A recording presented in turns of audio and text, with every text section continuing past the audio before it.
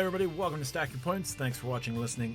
And this is the Friday Q&A segment. So your questions, we answer them, sometimes up to an hour, sometimes it creates its own episode in and of itself. So if you have questions, always feel free to drop them on the YouTube channel or email us at stackyourpoints@gmail.com.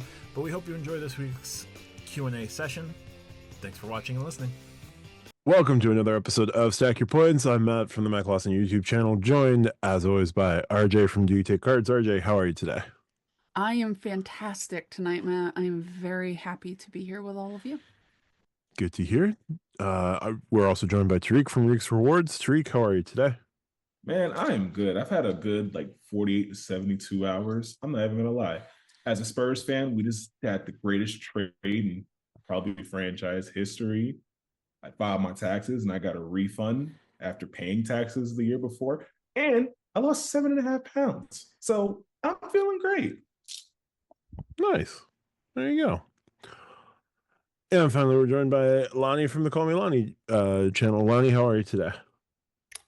Well, it must be Monday because I have not done my taxes. I will not be getting a refund. And I did not lose 7.5 pounds. This is all fair. It is, in fact, Monday. I'm still waiting on forms to come in for my taxes, so I can't even start my taxes yet. I have no idea if I'm going to get a refund or pay. I think either way, it's going to be less than $1,000 either way. So that's always fun. Now, do you we'll see what count your happens. state as a refund, or are you just like, I'm net negative after my federal? Like, my state will not cover my federal. I'm not getting any money back.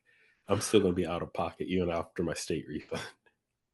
So it's going to depend on what my federal ends up being. But I'm pretty sure I'm going to be, my state won't cover my federal. Like in years where I've gotten like 1,000, 1,500 from federal, I've gotten maybe 600 from the state. So if the same thing happens where it's like, oh, I ended up owing federal 900 and I got back 600 from the state, A, I don't know what I did. B, I'm still out $300. New York State likes their taxes. They never quite give you back what you think you should get back if you're getting something back. All I'm gonna say is I'm part of the no state tax gang. Yeehaw! I got other problems, but state taxes ain't one of them. Keep the lights on when it snows. Yep. I'm gonna go to you know what? I'm just gonna go to Cancun when that happens next time. You and your senator, you can actually lobby him to do his job. Oh wait, he can't. Anyway, moving on, we'll move into viewer questions. Our first question comes from AP, who asks, what shopping portals are your favorite? Why? Any bad experiences or ones you tell someone to avoid, and why? And what's the points also as a follow-up of which shopping and dining portals stack the most value for the most people? So a bit of a two-parter here. We will go to Lonnie, the shopping portal expert, for the first answer on this one. Oh, thank you. Let's see. Let's start with part one. Which shopping portals are my favorite and why? Also, I'm getting over a cold, so might sound different and I might cough a little bit while we talk here. But for me, the shopping portals that I use the most are United and Chase. They're really simple. Chase does require some extra clicks of the mouse to get into. You got to sign into your Chase account and all that to get to it. Where United has a Chrome extension, which makes it really, really easy. So I just show up on a website and it'll just automatically pop up and tell me what's there. Now, those are primarily my only two. I will say there are some shopping extensions. Honey, sometimes, Honey's not getting a very good rap right now. Rakuten as well, because I can earn points back, but let's leave those out for the moment. But the reason why Chase and United is because I use Chase points and United miles more than anything in my strategies. So I just naturally gravitate towards those two, and they're not always one for one. So sometimes I can go to one of my favorite stores and I might be 5 miles per dollar on United, it would be 8 points per dollar on Chase, or sometimes even more than that. Or vice versa. It could be lower on Chase and higher on United. Who knows? Who cares? But that's why it's like important to have options, really. Now, any bad experiences or ones I'd tell someone to avoid? No, not really. Most of the shopping portals are the same. American has one, Delta has one. I know Capital One has them. I've seen them, I've used them, but well, not Capital One because I don't have any Capital One cards. There's no point for me to earn points in a currency I'll never have or use. But what I will say is just pick the portal with the currency you're going to use or need to use. So in some cases, I might just do United because my United points are low. And it's a quick way to build up my United miles. If I'm low on Chase points, I'll just naturally use my Chase portal because I need to build up my Chase points. So if you're someone that uses or I use American Airlines miles, then go use that shopping portal. So it's just whatever currency you need. Now, part two, which shopping and dining portal stack the most value for the most people? Most dining portals are about the same, to be completely honest. Usually are somewhere between 3 and 5 points or miles per dollar. Once again, dining portals I'm a little more versatile with because they have hotel dining portals like IHG Built has one. Of course, United has one. I know they're an airline, but they have one. So it's just, once again, what currency do I need or what am I trying to build up? And then I'll just switch to that. In most cases, you can only be in one dining portal at a time. So it's just switch it over. And usually once you switch a card over, you get an email or a notification saying, hey, you moved your card. So i.e. you can only be in one at a time. But for the most part, they're pretty much the same. They're usually like 3, 5. I think IHG at the max will be 7. But of course, if you have a corresponding card, like an IHG card, you can get 5 and 5, which is now 10 points per dollar at those particular restaurants and those dining portals. So once again, just follow the money. That'll be my answer to both of those. Was that the hexagonal timer going off right there? That was my watch going off right there. All good. RJ, any particular shopping portals of favorite for you, of note for you? Sorry. So I've used Rakuten in the past. It can occasionally be hit or miss on if they'll actually give you the points that you think you should get. Sometimes it's on the other website that they just don't report the points the way that they should. Sometimes it's on Rakuten. It can be either or. The nice thing about Rakuten is you can get MR points as your payout. You can also sort of stack with Amex. So if you get an Amex offer for, say, $20 off Norton, and there's a 99% back on Norton, because of how those two offers work together, Rakuten doesn't say, oh, you're using this Amex card with this offer on it, we're not going to give you your points. They don't have any idea about that. So you would get the $20 off plus any points. So that can be really nice. Really, I agree with Lonnie. Like, pick whatever currency you want the most and just go with that one. I think if you're doing cashback, that's one thing. But if you're doing miles or points, just stick with the ones that you want the most. Don't try to, well, this one's 5, but this is only worth like, half what this other one. Just get the one that you use the most and roll with that one. You're going to be better in the long term. But yeah, I think one thing to be careful of, and one thing I see a lot of people do is, oh, this is 90% back if I just spend $400 on this thing that I don't need and will never use, and I don't want this web hosting service, but it's such a good return back for MR points that I'm going to spend $1,000 on Rakuten doing these offers. And then sometimes they don't get the points. Sometimes they get the points, but don't really have a reason for it. Now you just spent $1,000. If you're trying to hit a sub, maybe kind of, sort of, if I squint, I can see it, but just be careful about trying to game these systems and spending a lot more money than you want to, because it's, quote, such a good return on your investment. Because if you're spending money unnecessarily, no, it's not. I don't care how many points you're getting back. Definitely makes sense. Tariq? So when I first started doing like cashback, before I even dabbled in credit cards, the first one I looked first shopping portal I used was Rakuten, but at the time I was using it under the former name Ebates, if anyone knows. I was getting the big fat checks every quarter. It was pretty cool. Now that I got into the game, I have used Chase Shopping Portal when I got my Freedom Flex Sapphire Preferred. I've used the Southwest Shopping Portal a couple times. Most notably, last year during taxes, I switched from H&R Buck to TurboTax because Southwest does. They've done it this year. They did it last year. You get like 1,000 Rapid Rewards miles if you file your taxes to TurboTax.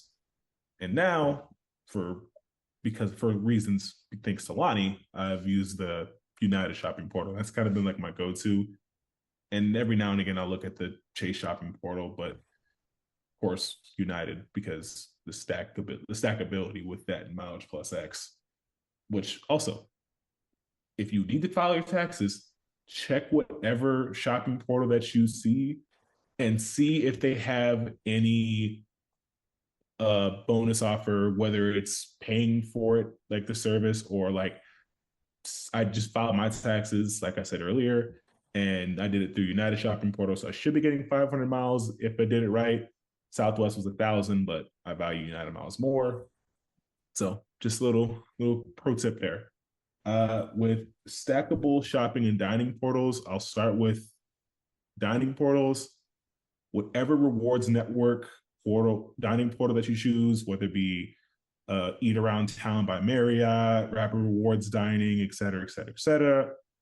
Use that in conjunction with an app like Upside, because a lot of the times the Upside will have some of the rewards network restaurants, but they don't communicate with rewards network. So you could stack Upside cash back and the hotel or airline points currency that you so choose. Also used to work with Dosh, but Dosh is dead now. Rest in peace. I'm glad I got to use it for like 6 months, but it was also kind of weird.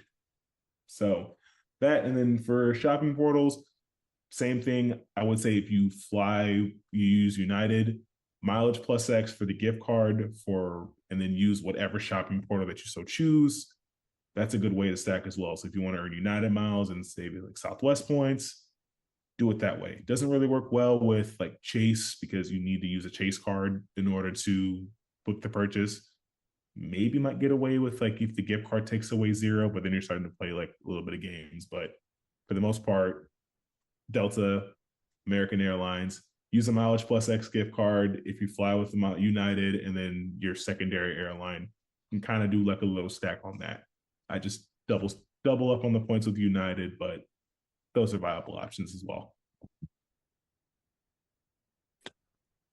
That all works. Glad to see you switched from Southwest since you're not flying them as much anymore. For me, I will say I've had more success with shopping portals off of my phone than I have using my browsers. A lot of the time it's because Chrome is my primary browser, is what it is. I also run uBlock Origin on Chrome, and uBlock Origin and the shopping portal of your choice will not play together. So if you're going to do the shopping portal thing, always best to turn off your pop-up blocker of choice or your making browsing easier of choice application or extension, or using a different browser for shopping that is just for that. I may have had more success with Rakuten Online and the Chase Shopping Portal online if I was going through a different browser. So I'll have to game that out at some point. But for the most part, I will pull up on my phone and use that. I will always put something like Rakuten and Top Cashback up against each other, just because Top Cashback will have more options for travel that is more likely to be what I'm going to pay for. Usually you'll see, like right now on Rakuten, you're going to see Marriott's like 1.5 and Top Cashback and maybe 3 or 4% cashback. So if I'm going to book a Marriott and I don't like using Marriott points, I would go through Top Cashback. Top Cashback also has Hilton's for cash stays, which is nice, especially when you're doing a cash stay for like less than $200. So always something to keep in mind. Bad experiences. I've had the issues of I thought I did everything right on my browser and I did not. So I've missed out on points or cash back that way. Um, always make sure, always look for some, you can always look for some extra stacks with Rakuten, especially like what RJ said. If there's a deal where you're going to get X amount of points back there, and there just happens to be an Amex offer for it could be $20 back. Amex and Amex and Capital One also have offers that will give you X times points back at certain retailers. If those retailers happen to line up with Rakuten, you're going to get X times points back from your American Express offer and whatever the X times is from Rakuten when Rakuten pays out every quarter. Chase, Wells Fargo, if y'all want to like update your deals backend software to include X number of X times points back at certain retailers, I would be happy. But Amex and Capital One do it. As for shopping and dining portals that stack the most value for the most people, best thing is going to be pair the dining program with the card of choice. So Hilton Dining with the Hilton card. You're going to get 5 to 7 times points back on the Hilton card, depending on which level of Hilton card you're using. Plus, at least 3 times points, at minimum 3 times points. And then if you're like Hilton Dining VIP, you could rack up an extra 2 to 3 points per dollar, depending on your VIP level with Rewards Network. Same would be true with Delta Dining. Same would be true with United. So best way to get those stacks going with the shopping and dining portals is use the card of choice and the currency of choice. So at this point I'm beating that dead horse. So I think we've covered everything pretty extensively there.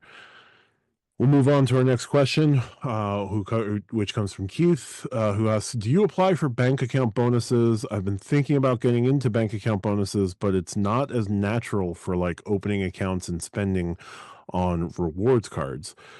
He follows up with follow-up. Do you fund bank accounts with credit cards to hit welcome offers and bonuses? I know that there is some risk involved with that strategy. We'll go with Tariq first on this question. So I applied for bank account bonuses in 2023 and in 2024. I will not be doing it in 2025 going forward. Two reasons why I'm not doing it personally. Reason number one, my current job doesn't do digital or electronic direct deposit changes. I actually have to fill out a direct deposit form and email it to my payroll department. And I don't need those ladies in payroll pissed off at me after I do my 3rd or 4th payroll change in like the 3 months, because they're going to think something's wrong with me. This is going to be annoying. So I'm not going to deal with that. Number two, when I filed taxes in my 2023 tax return, I owed money for the first time because I just went hog wild and went too many. And I think I had like $1,700, which is even much for like the RJ Financial run of the banks of the world. But even me, when I saw like I owed money for the first time, it scared me and I didn't like that. So that's not going to be a thing anymore. If you want to, great. Just don't come to me for anything about it because I'm not in that anymore.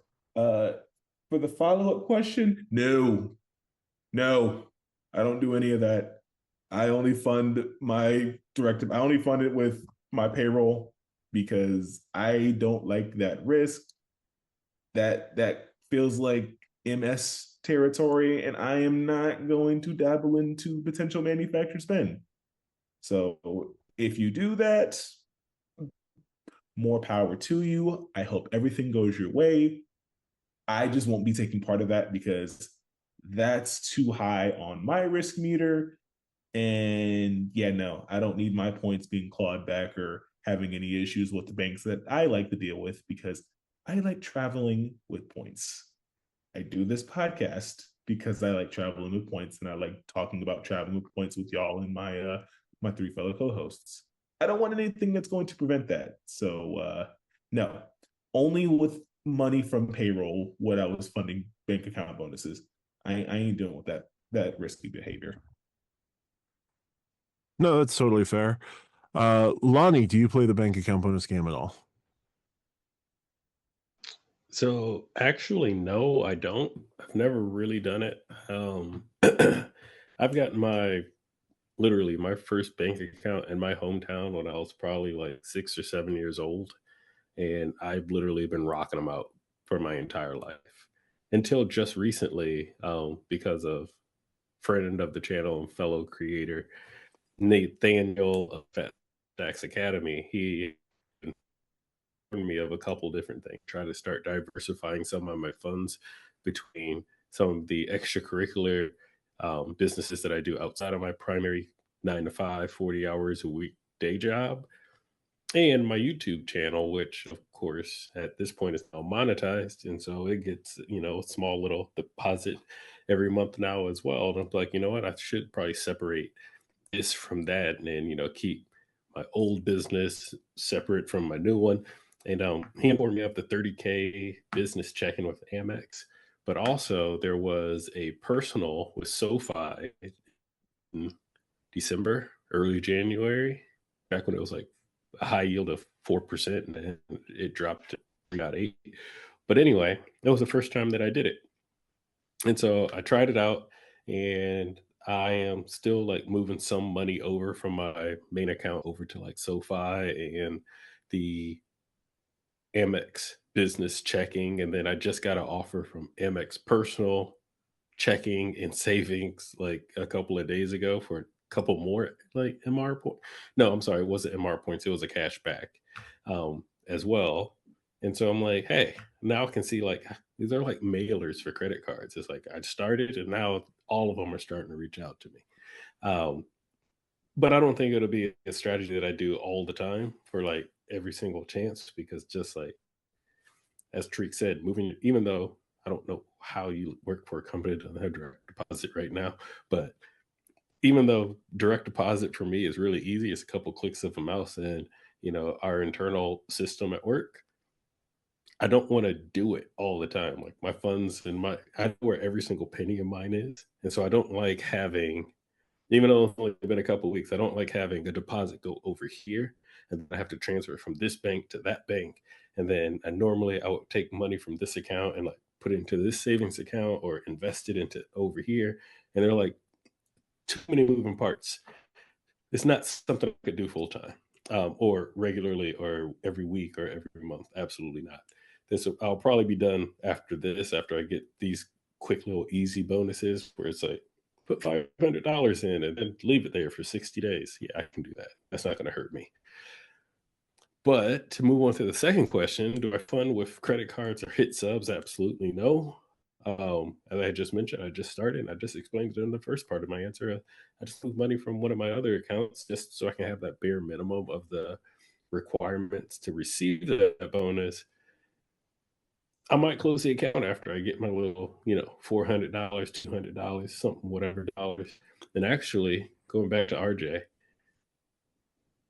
the SoFi one actually also, not only could I take advantage of the SoFi deal, but they had a Rakuten deal for $125. So I switched that over to MR points. That's 12,500 MR points as well. So it's a stack on a bank bonus. So one of the other reasons why I was like, hey, I can't beat that. And I'm working on building back up my Amex points at the moment. So that's my answer. But long term, full time, regular thing, absolutely not. That makes sense. I just want to say for the record, my job does have direct deposit. They just don't have a automated digital way to change my direct deposit. And I got to send that validation form. But I'm not going to complain about that because my job is going to pay me a pension. I put in 5% and they match 11. I'm not complaining. If I had to choose between a pension in the year of our Lord 2025 and having a way to digitally change my direct deposit, give me the pension. Nope, that makes sense. I'm not going to tell you how my job pays me that. At least it's not prepaid gift cards. Yeah. So for me, bank account bonuses, I have not done them. I've considered them. I haven't pulled the trigger on them. The only one that I've really started was Chase Business Checking bonus that I did. Partially because that's how I was setting aside that money for the YouTube business. So I did open a Chase Business Checking account. I did get like $300 for it. I just got my 1099 for it. So yay. Tax time is annoying. I've thought about others, but I'll probably get into that a little bit later on. Not for now. And would I consider funding bank accounts with credit cards to hit subs? I would consider it. However, here are the big things. One, you have to make sure that the card that you're using will not count this credit card funding, as a cash advance. Because you will automatically short circuit any earnings you're going to make on that account by the fee that they're going to charge you for the cash advance and the interest that they'll charge you for the cash advance. So be very careful. Make sure that you know that you research what cards can do bank account bonus funding that do not count as cash advances.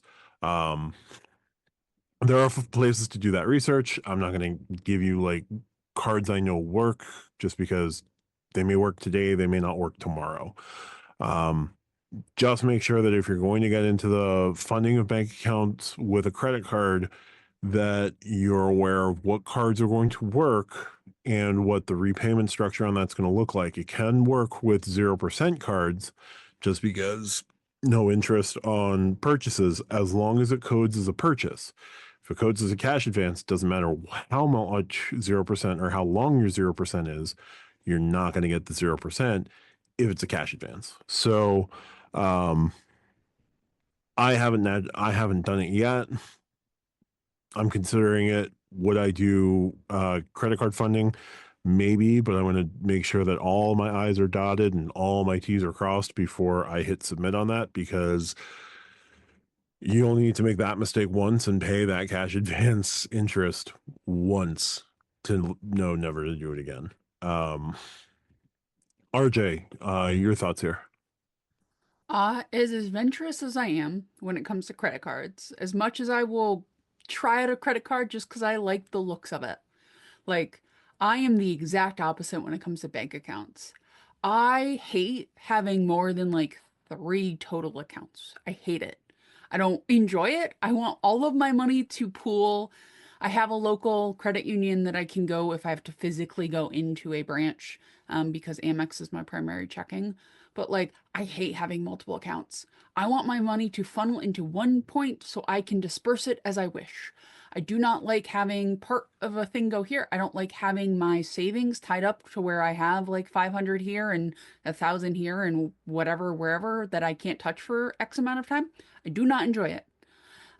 So do I do them? No. They're just not for me. Now, if you want to do them, great for you. That is not a thing I enjoy. It brings, like, yes, you can get some money off of it, but it's not enough. Like, even the $1,700 like Tariq got for the stress of like me just dispersing money, that is not worth that stress for me. I don't know if you guys have figured it out. I can be a high strung person, and that would send me over the proverbial cliff. So no, I don't do that. I tried once to fund a bank account with a credit card. I researched the hell out of it. 2 people who had done it successfully, I asked them for advice. I got all of this information and it did not work. It was a Amex card and it was a US bank account. And it should have worked. Somebody did it literally the week before me. I did it, it didn't work. They tried it again and it didn't work. So like, that's how quickly these loopholes can be closed. And it wasn't that it coded wrong. It was that it was hit with we think this is fraud because why would you be doing a silly thing like this? And it was closed. Not closed, but the transaction was closed down. So And I called both sides, and they're like, the US Bank was like, oh, this should work. Like, we're not sure what's happening.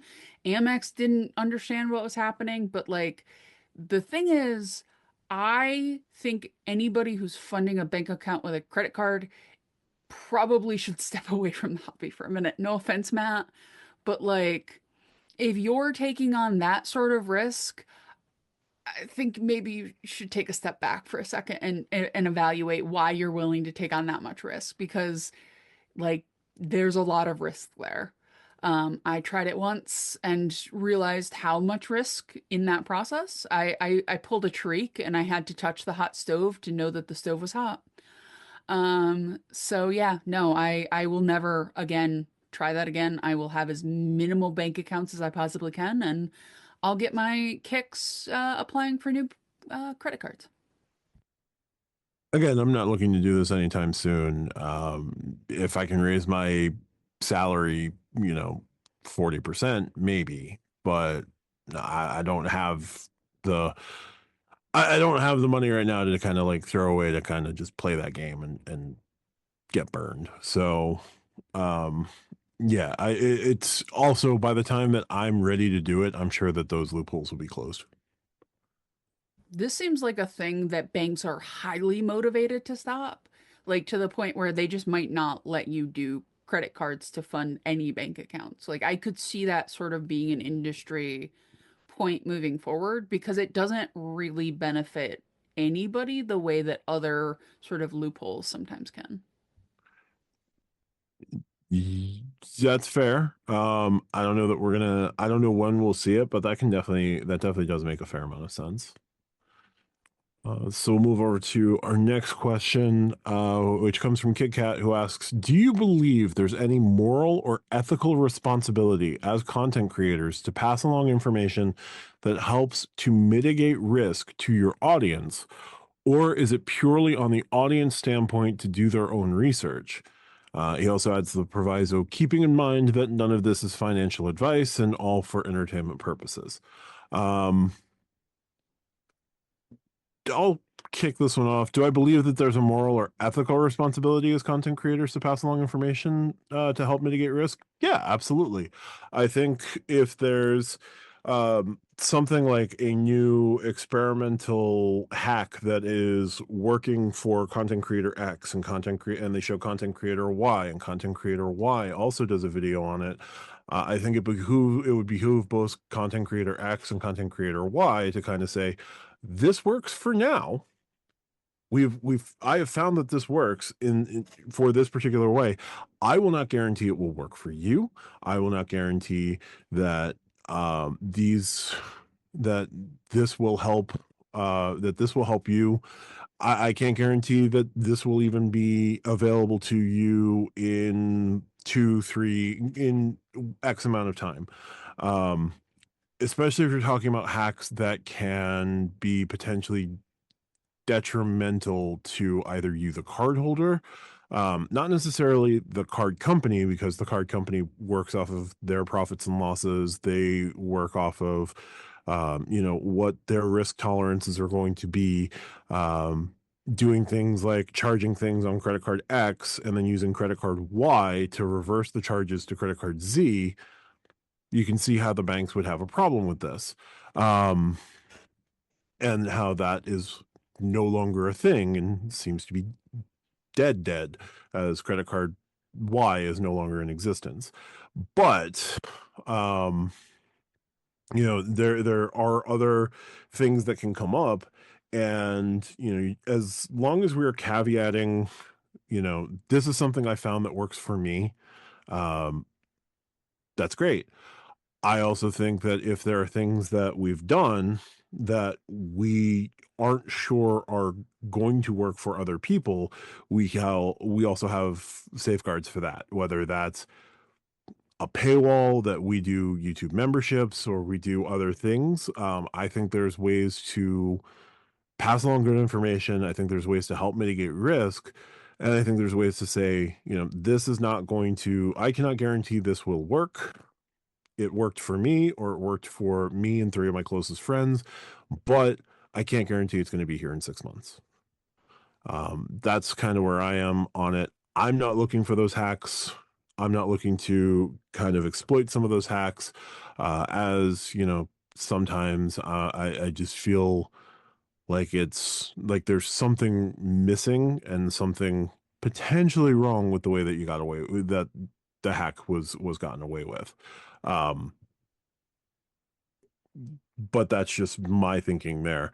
Um, Lonnie is the biggest creator by audience size or subscriber base size. What do you think about Kit Kat's question?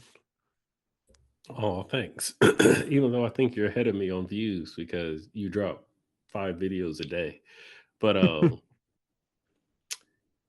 moral or ethical responsibility. Now, that is between the creator and the person in the mirror that they have to look at, and whoever they are fearful of, whatever deity they're fearful of, or community they might be fearful of. If Debo lives next door and is hanging on their every word and you're giving out false information, yeah, I'd probably be scared of that too. But as for a responsibility, unfortunately, I'm going to disagree with Matt. I'm going to say no, or at least not fully. I would say 50-50, 65-35, 60-40, maybe. And that's not even like high end on the creator or high, it could be high end on the creator or high end on the viewer. Um, and the reason why is because we're all responsible for our own actions. Like, yes, we can all be creators. Like, so I'm a creator, Matt's a creator, right? Um, Tariq is a creator that hasn't put out a video yet, and RJ is a creator that has put out a video previously. Sorry, Tariq. Drop your video already. Um, but what I'm saying is like anybody can be a creator. We're living in a world of lies right now. I mean, I don't want to get into politics or just the social economics of the country that we live in, but how much of social media is fake? Like, how many of these luxury and rich creators and influencers are actually out there broke? Like, they got this stuff, they buy it, they do a video on it, and then they turn around and return it like tomorrow, right? So, that's not moral or ethical in my definition from a creator standpoint, but then whoever's watching that believing that it's real didn't do their research either.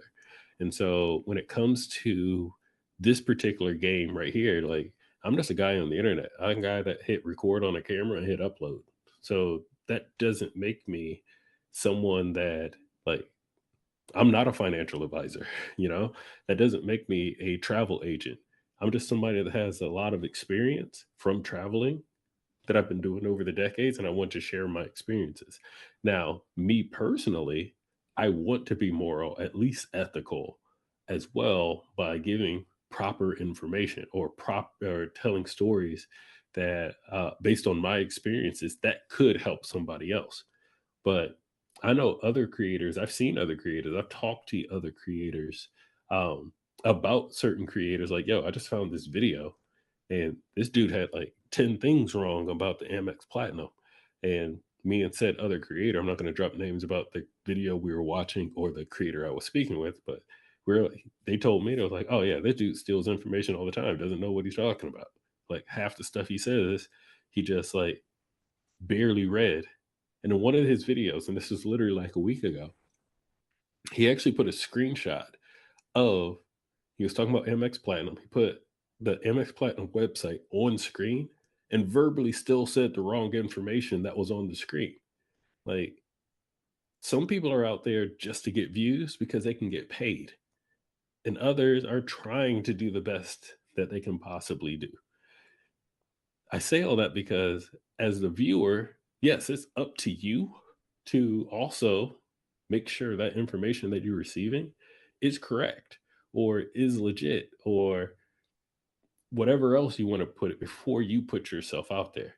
And one of the things that Matt had mentioned, and I do this personally, is I find real hacks all the time. And me and Matt have got, not going to say we got gone at it, where I've even told him like, hey man, I can't put this out there because it ain't supposed to work. It's a loophole in the system.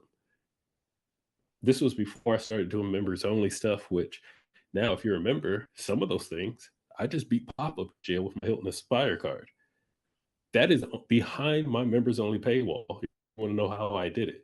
But the thing is as Matt said, it's like, yo, this worked for me. I tried it once and it worked. I can't guarantee it'll work all the time. And the reason why I'm bringing that up, because the best thing ever is a member tried it and it didn't work for them. So it's all on you as the viewer, and it's also on the creator. But there's no, I wouldn't say me as a creator or us as content creators are holding the bag. Absolutely not. We're not holding the bag. You're an adult. You can choose your own path. You can make your own decisions. And I think that's what you should do. Take everything with a grain of salt. And if that salt just so happens to end up being sugar, you win. But it depends on the creator. But if they actually if they give you a spoonful of salt and it happens to be salt, don't be mad that you licked the spoonful of salt. No one told you to do it. You didn't have to do it. And I'm going to end it with another friend of the channel, Darnell of Water Your Soil. He starts off every single video that way. He's like, yo, I got 2 rules. It's up to you to go and do your own research. Like, he says it at the beginning of every single one of his videos, and I've always respected him for that because I don't hear too many people say that. Like, even in my videos, I'll say, not a financial advisor. I'm just a guy here sharing experiences and entertainment for entertainment purposes. And also, the stuff that I talk about might be available today. It was accurate at the time that I posted the video. And sometimes that's even wrong because Matt knows every time I do a video about Chase Sapphire Reserve, like literally the next day they change it before I can upload my video, before I release it to the public. So even that's off sometimes. But it's on us as the viewers to, make sure that we're not digesting poison. You don't eat out of the trash. So make sure you know where your food is coming from. Make sure you understand where your information is coming from. And check, double check. And I'll stop there. Also, I was not specifically calling you out when I mentioned the paywall, but yeah. No, I do agree that the viewer should question and should research more. It's just sometimes we come across as authorities on a thing when we aren't. I just want to make sure that that's as communicated with me as I can. Yeah, let me put it like this. Let's say we're going to Vegas. Counting cards is not illegal. I don't care what anyone says. It's literally not illegal because it's something that you can do with the own skills in your own head. So you're not using any type of external source technology or anything like that. You just know how to count cards. Now, I can go say, I went to Vegas and I counted cards and I walked away with $50,000. Here's how I did it. Here's how you count cards. You can go do it too. And then you go to Vegas and you get dragged into a back room because you were counting cards. That's on you. My experience might be different than somebody else's, but at the same time, it's not incorrect information. It's just you should have done your own research on what happens if you count cards in Vegas. Yeah. RJ, your thoughts here? I have never disagreed with Lonnie more in the history of this podcast, which is a rarity. I absolutely think that if you're going to go on YouTube and you're going to put out videos with information, that you have a moral and ethical duty to both be correct and to be upfront about the information you're presenting. If a company pays me $3,000 to go do something and I don't tell you that I have an affiliation with that company or that they have paid for me to do the thing, and I talk about how great it is, like, I am presenting fraud. Like, I am not giving you the information. I am presenting fraud. If I have a partnership with Chase and I get a whole crap ton of UR points and I say, guys, if you just get these UR points and do this, that, and the other thing with them, then you'll be all set. And then somebody tries to do what I have just put out 15 videos telling them to do and they can't do it. and they've gotten themselves into trouble, that is to some extent on me. Yes, you can say people should do their own research until you're blue in the face. And I do think people should do more research, but the education system has been decimated. Financial literacy is at an all-time low, and it's preying upon that. And I do believe that there are content creators in this community that prey upon people like that. Then yes, you have a duty to your audience to be better than the bare minimum.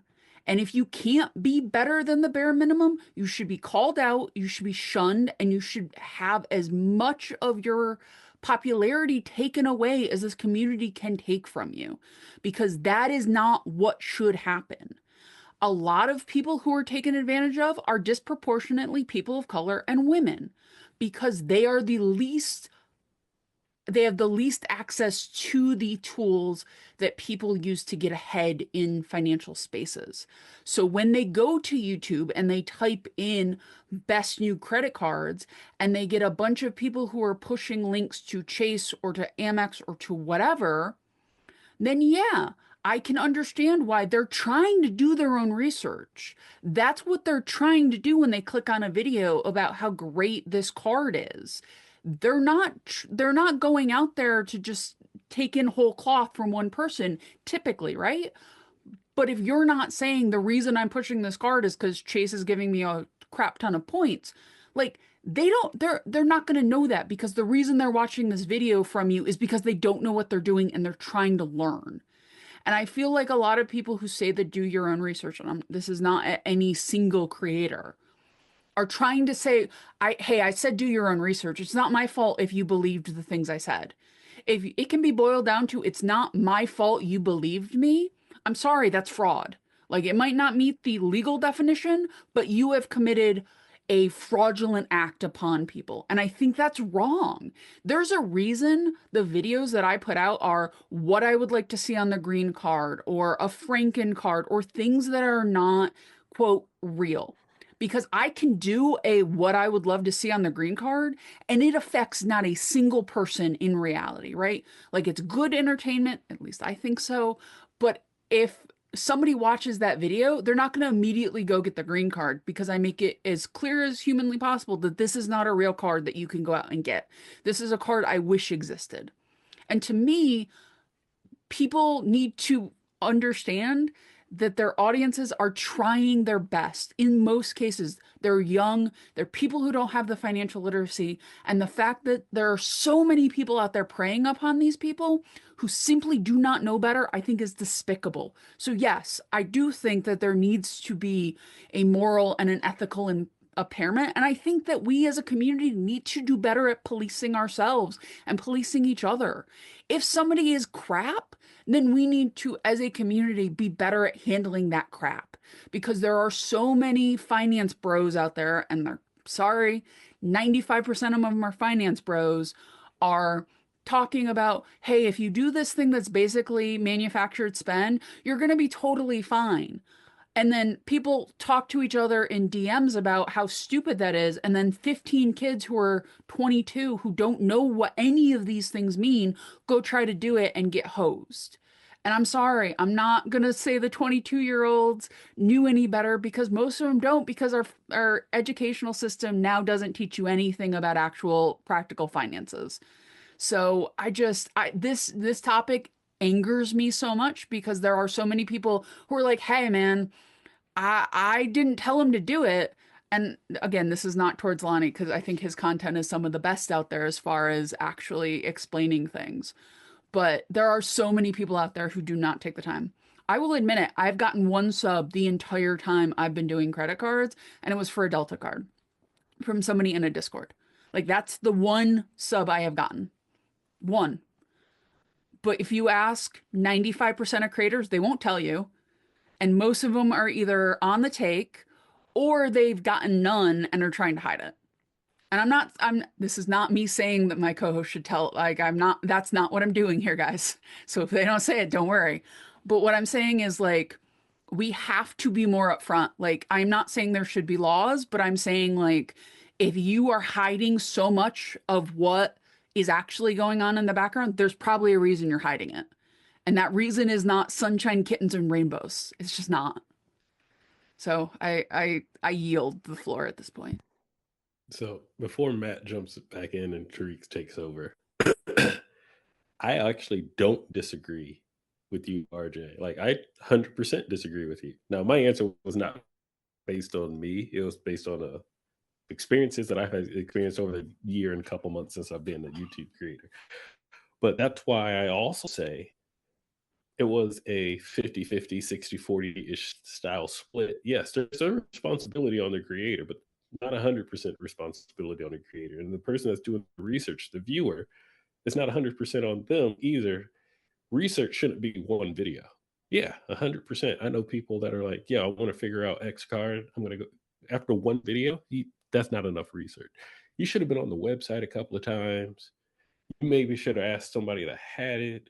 Maybe check out a couple different creators. Now, I totally agree, and I have a problem with some of some creators, not everybody.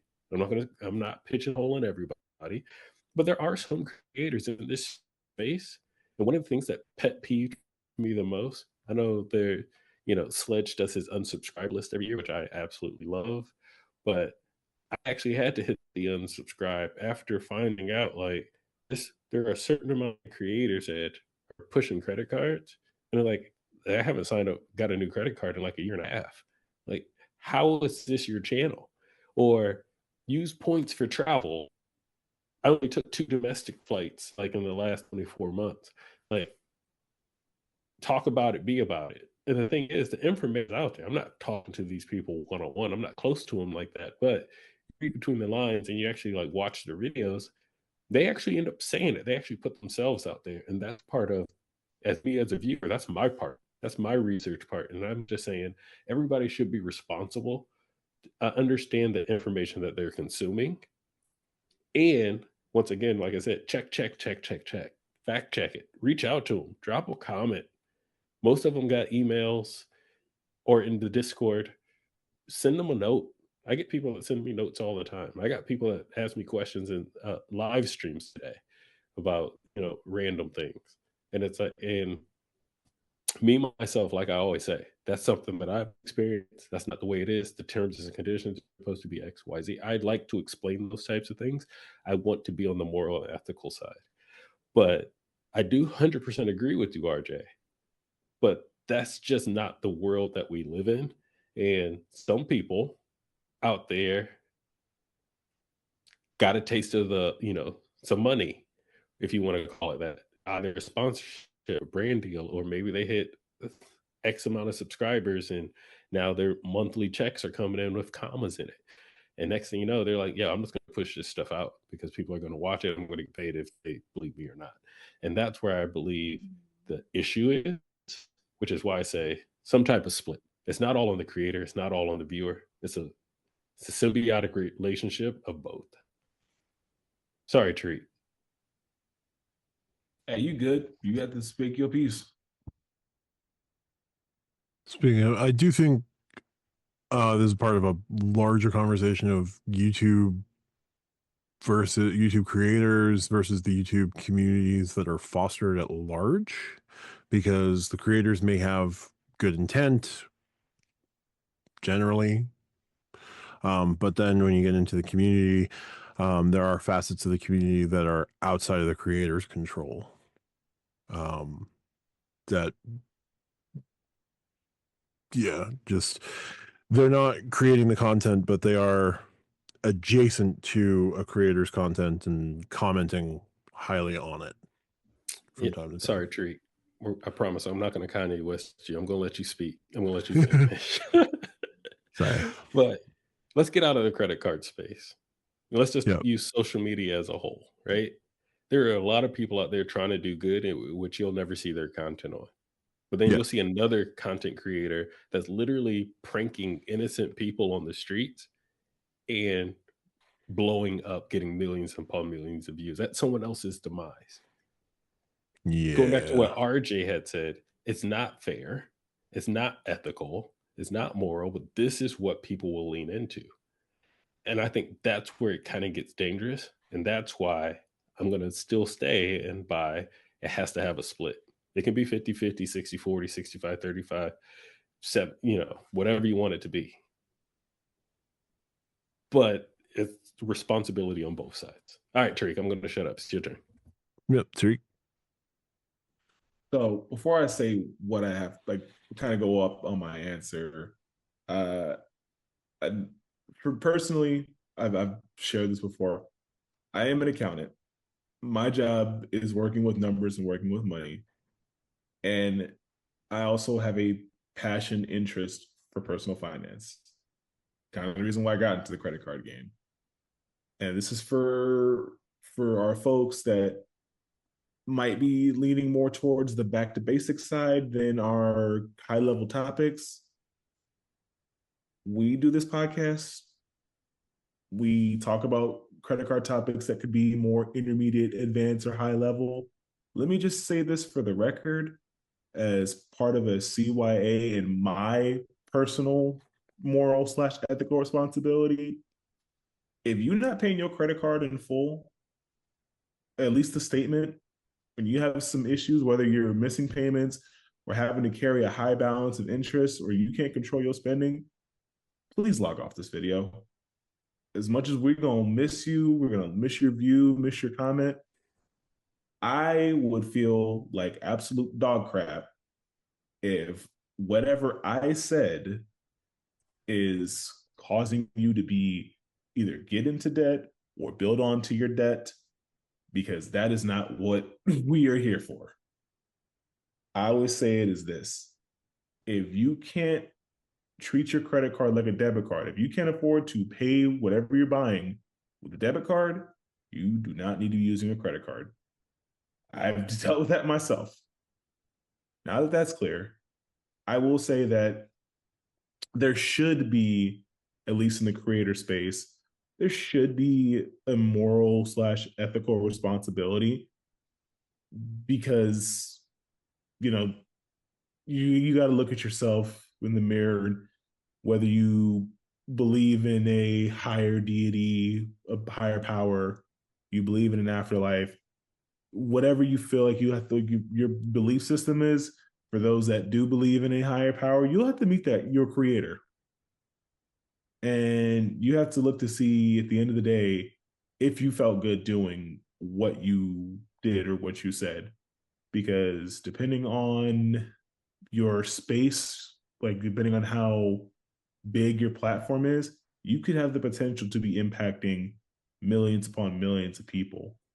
And even if it's just a simple CYA phrase of the most famous 4-word phrase in the credit card space being your mileage may vary, that could be enough in a sense of, hey, just having full transparency, full disclosure of, this is what I did, this is what I do, I have done my research, and I think this is option, but I am just one piece of information. I am just one reference source. Please, by all means, there are other creators, other information. I should not be the end all be all. And I feel like creators, we should be able to say that. We should be able to have that and be, in a sense, humble enough to know that we don't have all the answers. We may not have all the answers. We may have this one hack that may be pretty interesting. But again, things change. I could be, Amex you could have a way to beat Amex pop-up jail. And next thing you know, Amex is like, yeah, that ain't happening. You're back in pop-up jail for that. There could be some instances where you do something and you think this is a hack that works. Next thing you know, you got 50,000 MR points or whatever currency being clawed back for this one hack that you did. Or worse, you did it and then someone else did it, and now you're in your comments saying, well, I did this and I lost all my points because of what you did. And you have to look at that and look in yourself in the mirror and be like, are you okay knowing that someone looked up to what you said, and now as a result, this was impacted? And frankly, if you can do that, if you can ask yourself that question, you can respond with, I'm okay with that. There's some other higher issues that go beyond just the creator space. Because I, for one, I would say am an empathetic person. I have some compassion for people. And I would feel like crap knowing that what I thought was doing good or what I thought was information could effectively hurt somebody when I'm not even being like a quote unquote shill. I couldn't, like, all jokes aside, Chase could give me 1,000,000 points for, pushing their product. But if I don't feel like what I am saying is going to be beneficial to the people, like to my platform, the people watching my channel or this channel, I'm not going to say it. And as controversial as that may be, because if I know that it's wrong, I have to think about that.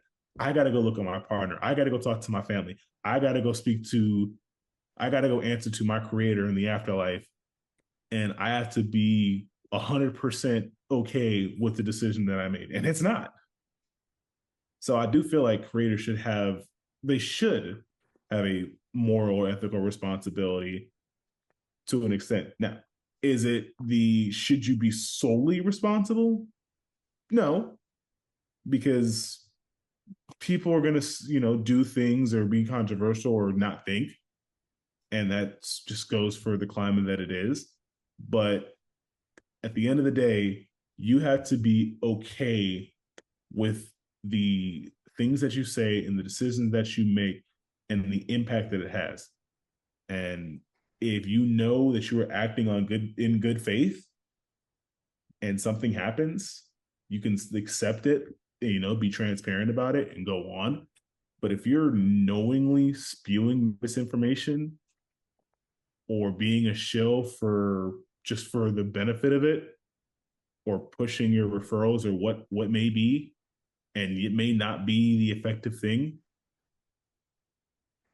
I wouldn't be able to rock with you, bro. Simple as that. And if you have that kind of conscience, you a cold-blooded fool. That's all I'm gonna say. So I think, well, yeah, trust me, I saving you some edits, RJ. But that's all I got for that. So I'll yield my space or yield my time. All right. RJ, you said you had a final point on this one? Yeah, I just want to make it clear. I don't think it's 100% on the creator. I do wanna make sure that I say that. I do think it leans slightly more in their direction. If you're putting out information and making yourself, like, putting a video out is saying something, right? You're taking that platform. I do think it falls a bit more on you, but it's not 100%. It probably isn't even 70. But I just wanted to make that point clear before I get a comment thinking somebody saying that I said it's 100% on the creator. We'll just say it's 100% That's on you fair. if that's the case. Hey, if you really want that green card that I made a video about 6 months ago, so do I. I don't know if it's happening. Fair. Yeah, I think it was a good discussion all around. Thanks, Kit Kat. We're going to move to our last question, and it comes from Jason, who asks, what do you think your personal credit card situation will look like in 5 years? Tariq, we'll throw to you first on this question. I think I get the Explorer. I think that's something I think is going to happen in my situation in 5 years. I will get a United credit card. Maybe. If Chase still likes you. I don't know. I don't know. I have a conscience and I can't shill for what I want. I don't know. If they throw the Club Infinite with no annual fee, I might have to change my answer from the last topic question. But no, I mean, I think 5 years from now, in the grand scheme of things, it's a lot of time. But I feel like I'll have the hotel cards that I want, even if it's just the Hyatt. I get my free night cert, Discover status, stick with my IHG Premier. I'll have 2 IHG Premiers because, I like IHG, and 2 nights on the IHG Premier would be pretty swell. I will also have looking at the Bonvoy business just because I plan on going to Vegas in 27 and I want to be able to stay at an MGM property. So I'll have that card. So my annual fees are going to go up actually a lot. But for the most part, maybe the built card long term, if they do mortgages, would be swell just to have a card that earns on mortgages without having to pay any extra fees. But for the most part, my day-to-day setup is kind of pretty chill and consistent. So yeah, my United, I plan to get like my United card, get the Hyatt and an extra IHG Premier, the Bonvoy business just for the sake of having a Bonvoy card, and then kind of just riding out my setup unless one of the major banks just releases a card that's just, you know, so impressive or just enough to be like, oh, no, I got to get that. Like, but well, I know I can't see the future. If I did, I'd know when I'd put money on who was winning the Super Bowl, even though it's probably going to be the Chiefs. But I can't see that far down the line. So we'll see. But yeah, Chiefs, refs, Chiefs. Taylor Swift. I'm still rooting for the giant meteor, but I don't know if that's happening. But giant meteor after halftime, I do want to see the Kendrick Lamar performance.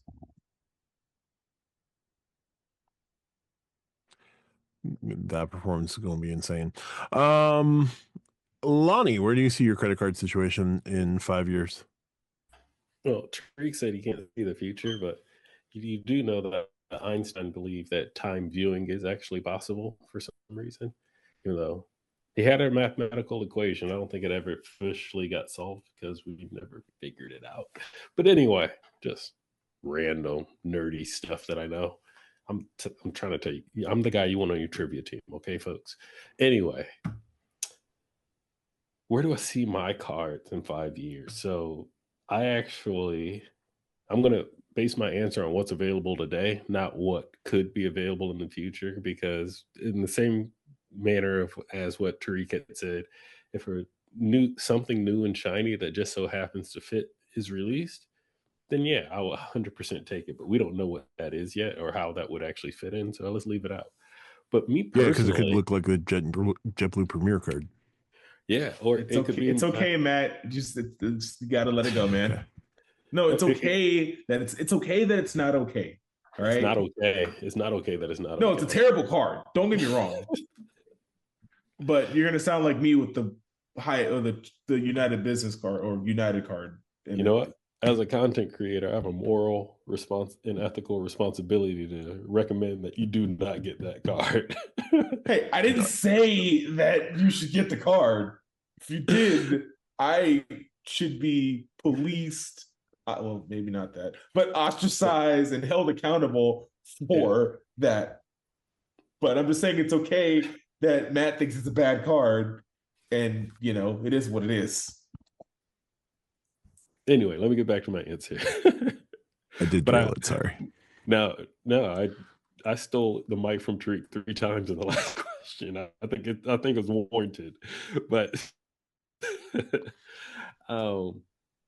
I see my setup actually potentially shrinking, like not necessarily, potentially getting rid of cards that I currently have now. I'm not going to say I'm going to get into a grazing period, but over the last, since my son was born almost 2.5 years ago, I've gotten really, really optimized with like where every single dollar goes and how I end up using every single currency point / or mile, right? And I see that actually getting more and more efficient the older as he gets. And what I mean by that is, as he gets older, he's going to get obviously older. He's going to get taller. He's going to be more of a citizen of the world, right? We're going to be able to experience more places. Like we haven't put him on a flight yet that's over 8 hours. Those types of things. So when he can get on a 12-hour flight or a 16-hour flight, or maybe a 20-hour with 2 connections to get to the other side of the world, those things are going to be more optimized. And what I mean by that is, obviously, I'm probably going to stick with United. That's never going to go anywhere. I haven't left them yet, right? So I can't see myself doing that. But starting literally in 2024 up until now was the first time I actually got into hotel cards. I went from never having a hotel card in my decades of travel experience to now I have two. And I've already gotten crazy amount of value out of both of them where I'm like, man, I should have started this a long time ago. You know what I mean? Where now that I see that optimization and that efficiency, well, what happens when I get more akin to those types of hotel cards, or more akin, or let's say United changes something. What if another airline merger happens? You know, United's merged what 3 or 4 times now, or acquired 3 or 4 times now, I should say. Actually, Continental was a merge. I'm sorry, but they just used United brand and the Continental logo. Another trivia fact for y'all out there. Told you, you want me on your team. Anyway, if those types of things change and I can get even more efficient, actually, that's a great example. Hold on, back up a second. United announced in 2025 they're going to be flying to the UAE, Doha, Qatar, Abu Dhabi. I'm already putting Abu Dhabi on my birthday for 2026. Like, I sat down with my wife, said, we're staying at Conrad, Abu Dhabi. I want to do this. I want to go to SeaWorld, period. Full stop. Like, these are the types of things where I can see my credit card strategy actually just be like, you know what? I don't need this anymore. We can get rid of that or whatever, you know. If it doesn't make sense in my everyday spend, and then how I use those points, it's just going to go away. And so it's not going to be like, oh, I'm sitting on 15 cards. I think I'll have 25, or I'm going to have 3 United cards at that point, which is possible. And if you get the purple card, the Quest card, you get Quest in blue, Quest in black. Those two is all you really need. And you are like, you're set with United in credits and your spend, those types of things. So that's what I mean when I'm saying more efficient. If it's not moving in that direction, I can't see myself making any other changes. So just adding for the sake of adding, bonus hunting, sub hunting, all that stuff for me is going out the window. I mentioned it in our podcast last week in one of the questions, like, you don't need subs anymore. You just need to be able to spend. So for me, I'm going to be more on the spend side than acquire new cards, get welcome bonus side. I can already see it coming because that's already how I'm looking. So that's my answer. No, definitely makes sense. Optimizing, further optimizing always works, and it's best to ground in what you see today instead of what might be, because what might be might just end up being a pile of what's it. A new JetBlue card for $4.99 a year. Is it even metal? Is it a plastic $499 a year? Lonnie, it doesn't matter. The card is so lazily put together. Somebody at Barclays did this. This is literally the way the card was made. Oh, right. JetBlue wants us to present their new premium ideas. All right. The Emirates card, that's a $4.99 annual fee, right? Okay. And that comes with global entry and priority pass. Cool. That's the only thing JetBlue really only wants. All right. Take that and just put it with the features of the JetBlue Plus card. That's it. Oh, and give it Group A boarding. Job done. Cool. What time is it? Oh, I have all day to work on this. Maybe I should give this some thought. I'm going to lunch. And then an executive at JetBlue looked at this presentation and said, yeah, we'll do that. Let's go to lunch. You know, I just hope that the premium Hyatt card is also not a dud, because I genuinely think Matt would just lose his head if that was the case. You know, next time I'm gonna like just put up like these emojis and go like this into the camera. Every time Matt goes off on the rails, that's a hot take. All right, so we have 2 triggers now. We have Matt JetBlue card along with my OG United Explorer. So, you know. So a little inside baseball for the listeners. Usually Matt and I tend to do a lot of the pre-planning for the show, topics, things like that, news. I purposely did not put the JetBlue cards launch or leak in the news segment because I didn't want to hurt Matt's feelings this week. But apparently, we're still going to talk about the JetBlue card that hurts Matt's feelings because it angers him so. But I wanted to point out that I did not put it in there, Matt, because I didn't want to hurt your feelings any more than that card already offends you. Matt feels I like appreciate Matt, it. Matt must feel like how a Mavs fan felt like on Saturday. A what fan? Dallas Mavericks. Oh. Mhm. They have a terrible owner now, so what can we say? Anyway, RJ, where do you see your personal card setup in the next 5 years? So probably a few less Amex cards, probably a couple of Wells Fargo cards, probably no Cap One cards at that point. Probably will still unfortunately have a card with Chase, even though dubious ability to use the points there. I will say I am out of 524 jail in about 13 to 14 months, depending on when things fall. If Tariq still doesn't have an Explorer card at that point, I'm going to apply for it just to see if I can get it. Wow. Hold on, where's my siren at? I gotta put that back up. Hold on. A low blow, RJ. That's a low blow. That's Hey, if you can't get it in 14 months, friend, then maybe it's just not in the cards for you. You know what? At this point, we don't have to worry about Montez algorithm. That's fucked up, RJ. I am the fuck, man. Like, She didn't even gosh. pun. She said it's not in your cards, man. She said it's not in your cards. Ah. Is now a bad time to mention that the United Business Card has 100,000 point sign up? Son of a- No, it doesn't. No, it does not. And the United Club Business has a 75,000 point welcome offer with 1,000 PQPs. With the PQP. Oh my god. Yeah. Plus, anyway. also has Oh PQP god. on it. So moving on. I'm going to go with my personal card setup is probably going to look more or less the same as things currently stand. There aren't any more Chase cards currently available that I see myself going hard after in the next bit. I don't like the personal World of Hyatt card. I don't love the business World of Hyatt card, and I can't make the business World of Hyatt card work for getting Explorist and Globalist every year. That requires too much spend on my part that I don't have, and I'm not going to make up. So I don't see myself getting either of those cards in the next bit. As things currently stand, I'm okay with where my cards are. I just will keep maximizing my Chase and my Chase and Wells Fargo life and wait. But there are, I think, developments in the next 5 years. There will be developments in the next 5 years that will obviously change the strategy.